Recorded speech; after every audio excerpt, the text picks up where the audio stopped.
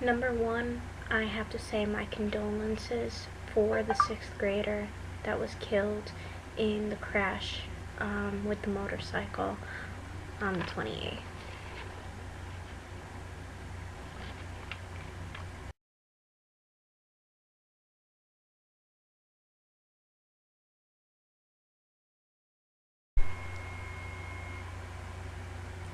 Still on a somber note is Newtown's getting $150,000 in federal grant money to get 2 resource officers for the new school. And there's another article about building schools in Newtown since the tragedy. What do people think about having those new schools on the same location or near the same location? I know it's a necessity because we can't have all of the students from Sandy Hook replaced in the other schools in Newtown. It's way too many students, and the teachers who are back to either needing money or able to take care of their PTSD and go back into the school system, they need a place to teach. It can't be 2 teachers crammed into one room that's big enough for 20 kids, and nowadays those rooms that are big enough for 20 kids are housing 25. You add the students from Sandy Hook, you're maybe adding another 25 per classroom, and that's 50 kids per room that should only hold 20. It's ridiculous, and the amount of teacher to student ratio is completely out of whack. So less individual instruction, and it's just not a good thing. So here's Newtown getting money, woohoo! And the Sandy Hook fundraiser.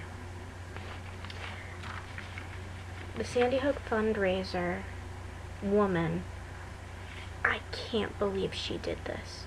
I can't believe anybody would be, and I'm quoting, the cold-bloodedness of Alba's charity fraud distinguished from most profit-driven frauds, because she was for significant financial loss, and it was luckily discovered before many people donated. But for somebody to take some kind of tragedy and turn it into their own personal gain, it's kind of like when the TV show Charmed was around and talking about using their powers for personal gain as opposed to for the greater good. Why couldn't this woman use her powers for the greater good and hope and pray that karma is enough to help her out? I know places like the 500 Club are interested in providing for people with needs, and if she was part of a religious organization or she pleaded with the town, she could get help that way instead of doing fraud. I'm very disappointed.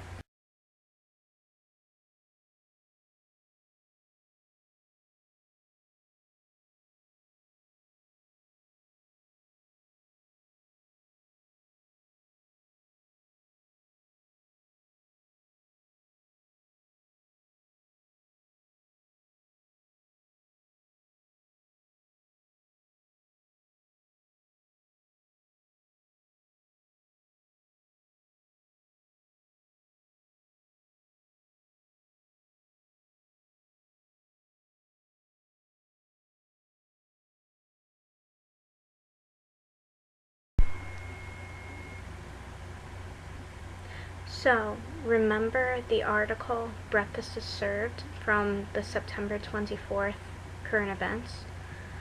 We have a parent from Ellington, Michael Agranoff, who wrote to the Hartford Courant and argued the point that parents, not schools, should provide breakfast for their students. I have a problem with Mr. Agranoff. maybe you provide well for your students, maybe you don't have any, or maybe you did provide for them, but now they're older and self-sufficient and on their own. I don't know much about you as a person. I do know, however, that in Connecticut alone, there are inner cities that need assistance because is a lack of opportunity for jobs, there is a lack of hiring for jobs, and there's a dire need for these students to be fed in order to get good education. Some of these inner cities, and I have worked in a majority of them, include but are not limited to Hartford, New Britain, Manchester, Vernon, and the town from which you live, Ellington.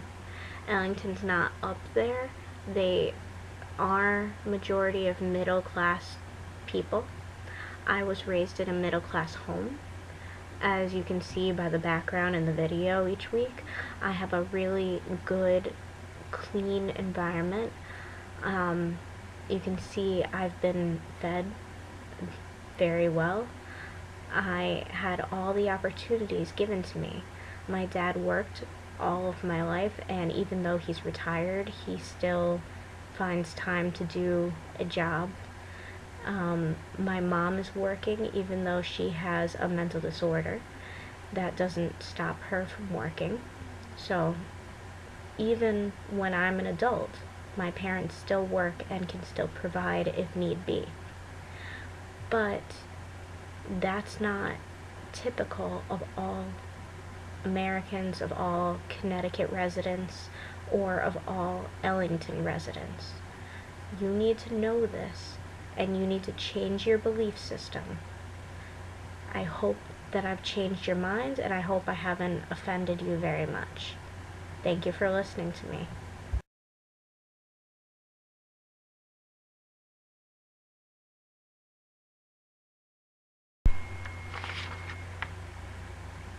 Last but not least is an article about the choice of Hartford schools, chief being crucial.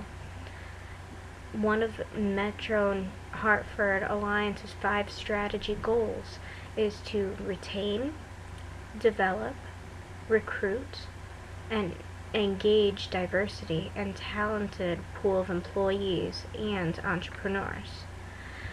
This is important because it's necessary for the workforce or military service to pursue higher education, certification, or degree programs, or become financially independent, and to mature into contributing and engaged citizens.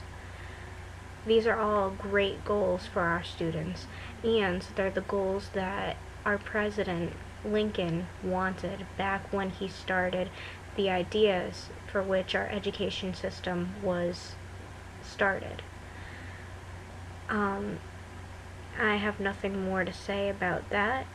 I'm sure that we can get some kind of great school chief. Right now, it is a hiring market, whereas 200 people could apply for the same job. So we are sure to have the best one for the job in Hartford, and for other jobs for that matter. I'm hoping that I'm one of the ones who is great for a position. I currently don't have a job, but I'm looking, I'm qualified, and that's about it. So thanks for watching, and please subscribe.